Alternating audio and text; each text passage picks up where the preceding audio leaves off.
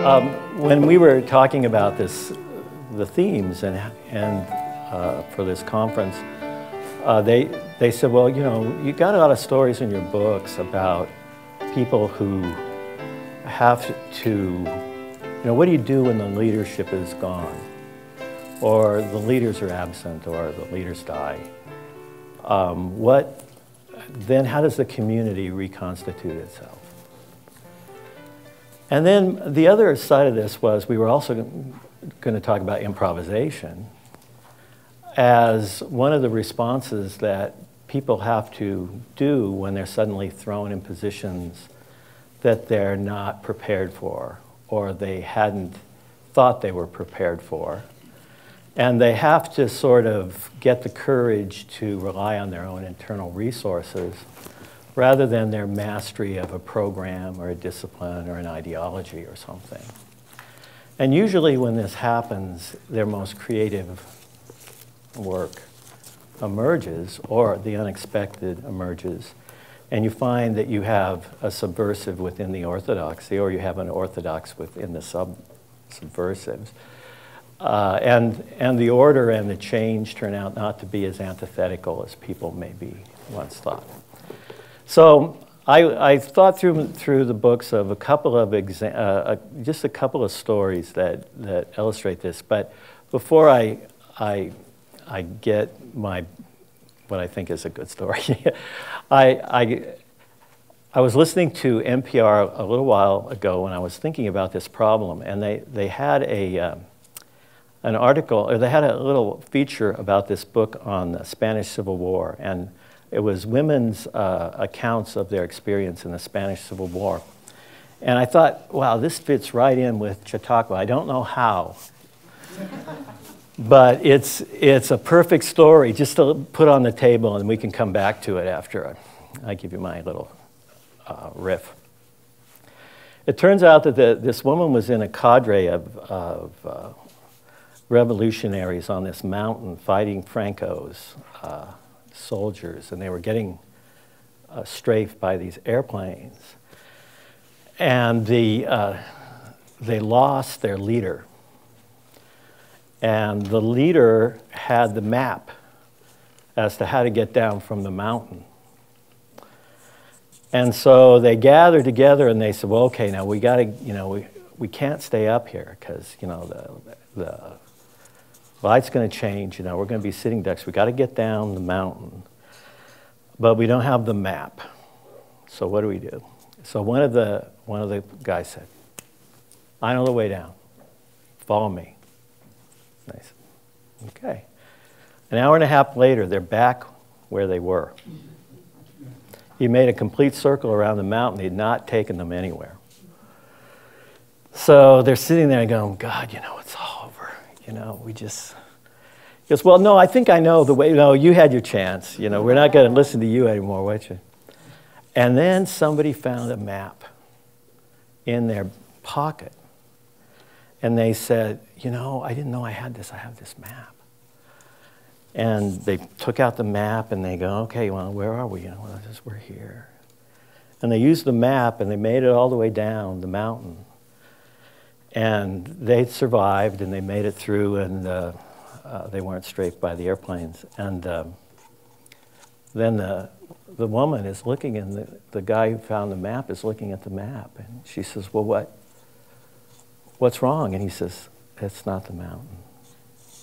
This is a map of a different mountain. And she goes, I'm glad we didn't find that out earlier. And there's a metaphor there. I don't know what the hell it is, but maybe it's just you need a map. It doesn't have to be your map, and if you kind of find corollaries between what you're experiencing and what, you know, I guess mountains aren't that different. You know, maybe they're not as different as we think they are, and coming down a mountain is maybe more of an archetypal experience than anyway, just that's one anecdote. But I wanted to tell the story that is in Wad Sutras of how my mentor, Brother Ed, taught me about improvisation in the classroom and what it meant to be an improvisational teacher in the classroom. And when I started teaching, I didn't go to educate. I never went to educational school. I never learned any teaching techniques. And so I was just in graduate school, and I got this job at this Catholic high school, and they said, well, you've been in graduate school, you know, you should know how to teach this stuff. And so they threw me into this classroom with these ninth grade kids that used to just throw things at me, you know, most of the day. And so I would just sort of endure their humiliations from day to day and start looking into real estate school and other options. Because it was so horrendous. And Brother Ed would work with me, and they'd send me to these workshops on how to deal with discipline, and they were all bogus things, like if the kid does something, you put their name on the board, and then if they do something again, you check it. You know, and all this sort of behavioral mod stuff, which I was just terrible at. You know, I couldn't really, you know, they could see through me that I didn't believe in it, and that it was bogus. So we had this really great little lesson. They had a great little curriculum, and one of them was we started with the image in the literature class. We started with just talking about images, how images communicate. And then we moved from images to systems of images, which would be like Aesop's fables and parables. And then we moved from Aesop's fables and parables to systems of images, which would be like novels, poetry, and things like that.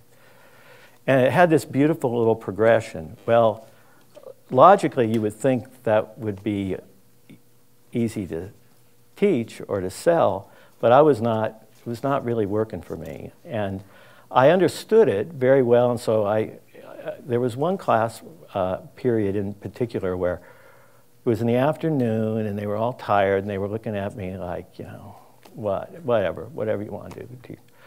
And so I says, well, let's interpret some parables and some Aesop's fables. And so read them an Aesop's fable. Now, what do? We isolate the images. So let's put the images on the board. And so we did it a couple of times, and it seemed to go well, mainly because they were just too tired and disinterested to humiliate me, right? So that was kind of like a victory of sorts. But it also seemed like a hollow victory because I was getting compliance because I was teaching them nothing. And so I remember Brother Ed saying that if you ever want to know why Jesus taught parables, turn to Jesus's Sermon on the Parables in Matthew 12 and read him the first 3 paragraphs. So this kid at some point, you know, he raised his hand. He says, why are we doing this? You know, why are we doing this? So I said, you want to know why we're doing this? I'll give you why Jesus says we're doing this. So I opened the Bible because it's a Catholic school. I opened the Bible to Matthew 12, and there's these great sort of prophetic lines where Jesus says, the reason that I teach in parables is because, I know I'm not going to remember this exactly, but the reason I teach in parables is because the heart of this nation has grown cold.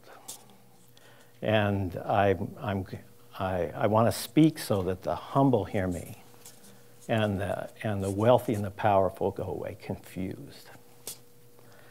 And so I thought, that's me, man. That's me. I am Jesus. And then the next line was something, and the student and the people were astounded because he spoke with authority, not like the scribes.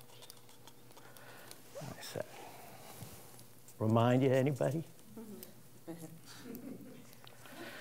Right about that time, a spitwad comes right out of nowhere, hits me right between the eyes.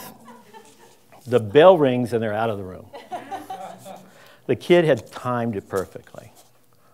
Now, they had told me that if anything like this ever happened, I should just get on the intercom, call them all back, and the vice principal would come in and give them a tongue lashing, and then I could stay with them for an hour and a half after school, which is something I wanted to do. So I'm just sort of, geez, I really, real estate is, it's a noble profession. Maybe I'm just not cut out to be this teacher thing. And Ed comes in, and he says, what happened? And I said, I can't tell you. It's too humiliating. And he says, well, there's nothing I haven't seen, So I knew I could trust him because, he looked about 180 years old to me. He was probably only 65 at the time, but I thought he was, near death. So I said, yeah, I was telling him this. I was reading him from my Jesus spoke in parables, and I was, that Jesus spoke with authority, not like the scribes. And this kid hit me right between the eyes with it. And they all laughed and ran out of the room, and I don't know what to do. And I got to deal with them again tomorrow. And if I had no authority yesterday, I have even less now. And so I'm just sort of sitting here thinking about, what my options are. And he goes, oh, well, that doesn't sound so bad. And I said, well, how could it be? What do you mean it doesn't sound so bad? And he says, it sounds like somebody was listening to your little speech about authority. And I said, oh, yeah? He goes, yeah. And he made a little comment. And I said, well, what was that comment? And he said, you don't have it. And I said, you're right. I mean, you didn't even have to tell me that. I knew that that's what that meant. But, he says, well, you tell them to tell the truth. The kid tells them the truth, tells you the truth, and you can't handle it. So what kind of authority is that? And I said, well, yeah, that's why I'm looking into these other job opportunities. And he says, this is your first year teaching. He says, it takes, they can give you these fixes at these seminars, but that's not real authority. You can learn how to mimic fake authority, and it's not what you want to learn. You want real authority. And it'll probably take you 10 years to get real authority, but 3 years teaching the ninth graders, you can get authority in 3 years. But it'll take you 3 years. Because you have to suffer it all out. And this is one of the things you have to suffer out. And I said, well, okay, that's great. I'm going to suffer for 3 more years until I get authority. I got to teach them tomorrow, and I need a lesson plan tomorrow. So he says, well, I know what you can teach them. And I said, what's that? And he says, instead of telling them how to interpret parables, tell them the parable about the teacher that got hit between the eyes with the spit wad and ask them what it means. And it was like an Andy Hardy movie. That's so crazy, it just might work. And I said, but I don't know what it means. He goes, I know, that's why you got to ask them. Find out what it means. And then you build dialogue, and then you start, and that's what improvisation is. It isn't coming in and, watch me riff on Jesus' authority. You come in and ask them a question you don't know the answer to, and you discover it together with them. So I said, okay, I think I can do this. I can pull this off. So I come in the next day. I had it all planned, and they were so funny because they knew, that something was up. So they all come in after lunch, and like they're more reserved than usual. Like they're expecting the vice principal to come in and chew them out again or something like that. So I said, okay, guys, I got a parable for you. I want you to help me, Aesop's fable, a fable to have you interpret for me. There once was a teacher who was teaching his class about parables, and he read a passage from Jesus about how Jesus used parables because he taught with authority and not like the scribes. And right in the middle of it, a student threw a spitball, hit him right between the eyes. And the class laughed and ran out of the room. What does that mean? And they're all like silent, up and down. And my best student raises his hand. And I go, yeah, Jim. He says, it means we should always listen to our teachers and do what they tell us. And I said, Jim, those are valid sentiments, and I appreciate your support here. We have a method, though, for interpreting parables, and that is that we isolate the images, and then we look for the system or systems of meaning that connect those images. And I'm having a hard time seeing how those images connect with the message that we should always obey our teachers. And he says, well, nevertheless, it's true. And I go, well, yeah, but we're trying to interpret stories here, parables here. And one of the things about parables is they always have unexpected meanings and they're surprises. And that's not too surprising. And then I said, okay, so let's isolate the images. Okay, so who is the teacher? And I go, you. That's good. Who are the students? They go, us. Right? What is the spitwad? And then they weren't quite so sure that they knew what the spitwad was. And so finally one kid raises his hand and I said, what is it? And he says, spitwads are kids' stuff. They're what kids do. And adults say they're interested in kids and what kids do. But when they're really confronted with kid stuff, they can't handle it. And I said, that's pretty interesting. Now at this point, this is the longest conversation we've had as a group in the entire year. It was more attention being paid to this little drama unfolding than I'd ever been able to concoct by any kind of fear-mongering that I had ever been able to establish. And there was a degree of reality about this conversation because I was vulnerable and I was part of it because I was trying to work out my fate with theirs rather than just me, telling them what my fate was.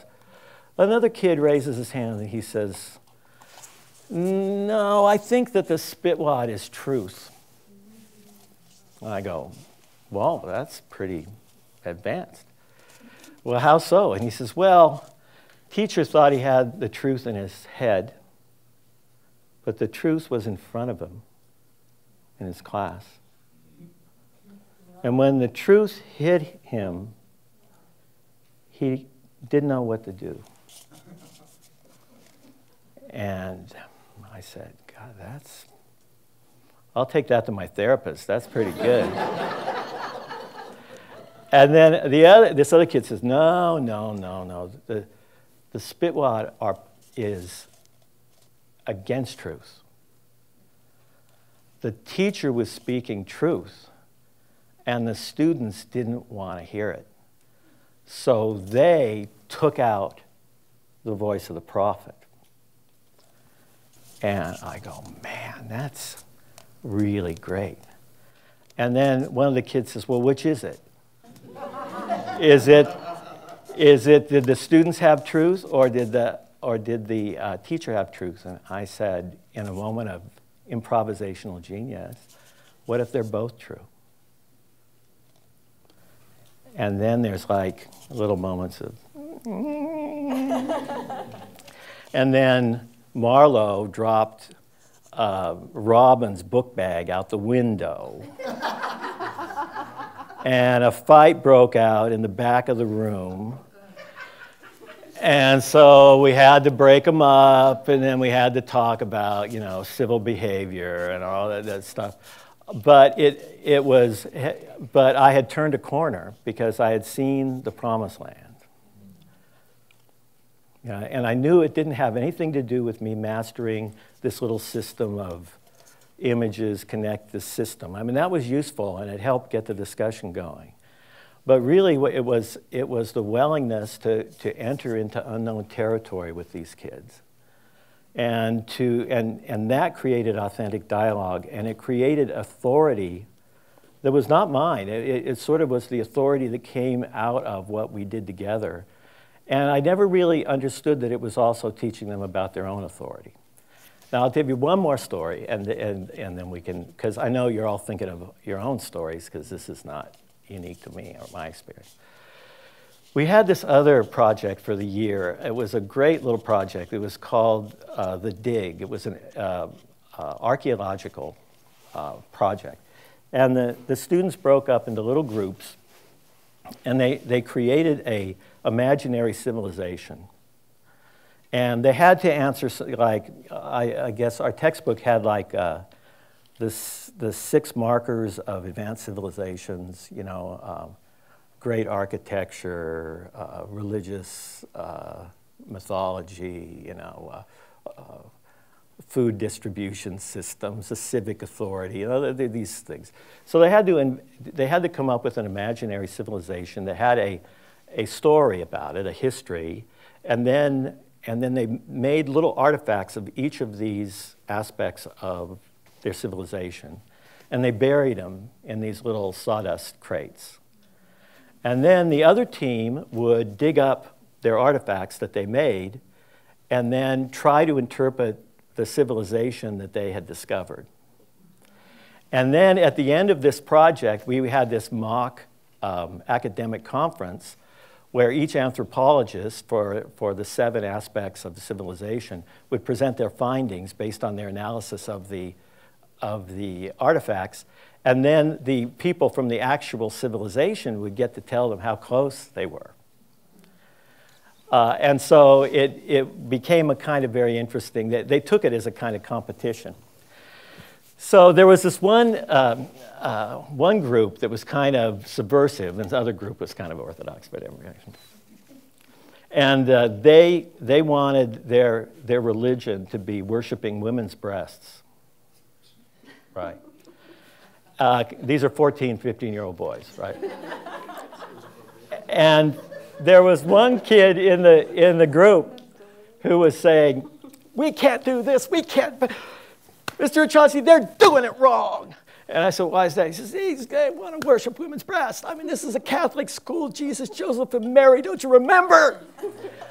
And I said, "Well, you know,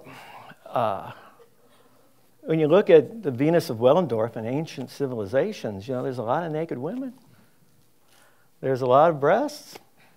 You know, I mean, this isn't like they just came up with it. You know, he says, "Well, how's that going to look on back to school night?" And I says, "Oh, it'll probably look really good." No, on second thought, you're probably right, Joseph. You know, maybe you could write a minority religious report. So they switched. They went Catholic. And they had some cockamamie story about this Octopian civilization that was run by Vatos that had a nuclear holocaust and all these things. Well, anyway, to make a long story short, so the day of the presentation, one of the other kids, his job was to explain their religious values or their cultural values. And so he gets up in front of the class and he says, "Well, after, you know, deep study, I dib this civilization, Civilization X.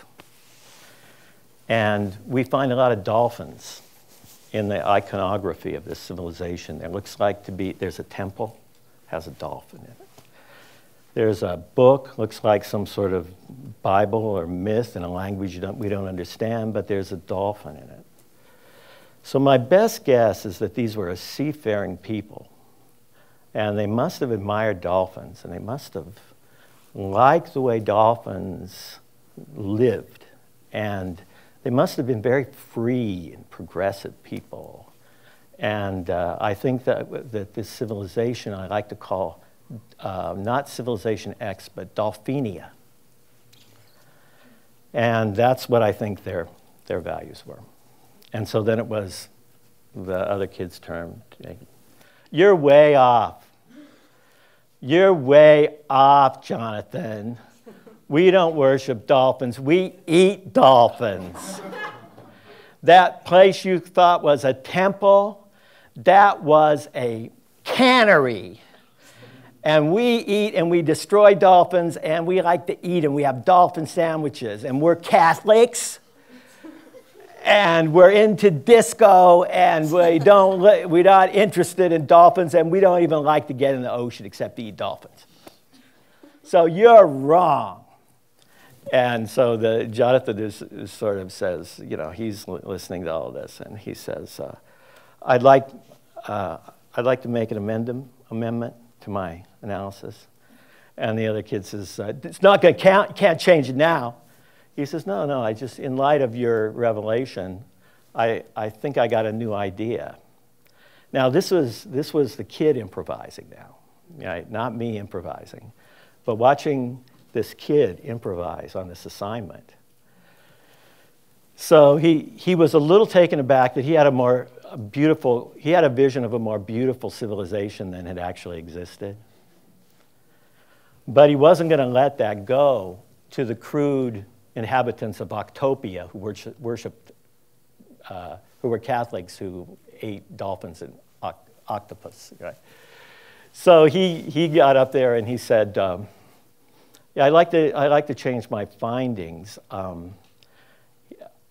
He says, anthropologists, when they study a civilization, don't just study who the people thought they were. They have to study who the people are. And the evidence teaches me that prior to canning dolphins, people admired them. And they were replaced by a warlike, stupid group of canning assholes that took their beautiful civilization and turned it into mud. And they can call themselves Octopians, but they're just jerks, if you ask me. Yeah. His team, you know, yeah, the Dolphinians. And I thought that was so powerful because it was like, you know, who tells our history? You know, where do we mark who we are from what we become? What's the evidence of who we are versus what, you know, are we really a mercantile people that can these dolphins? You know, is that who we are? Or is there some other mythology or story that's more inspiring? And the kid, you know, wanted the more inspiring story. But he had to deal with the fact that, you know, that story had been replaced by a dumber story. And yet he had the wherewithal to say, I want, you know, even though it doesn't count for the grade, I want to tell you how that story relates to this story. And I think that's kind of what we're all doing. We're kind of like, how does this map relate to that map on the ground of our shared experience? Or how does our sad story relate to our, you know, that fits all the evidence with our more inspiring story? And so I thought that would be one way of talking about this question of, you know, where does improvisation come from? You know, what are we being asked to do when we're being asked to improvise? We're not being asked to come up with something totally new that is astounding to people. We're just asked to co-participate with them in the creation of an intelligibility. And if that intelligibility is hostile, we're not held hostage to their hostility, that we could maybe, you know, respond back in a way that defends our higher values, but in conversation.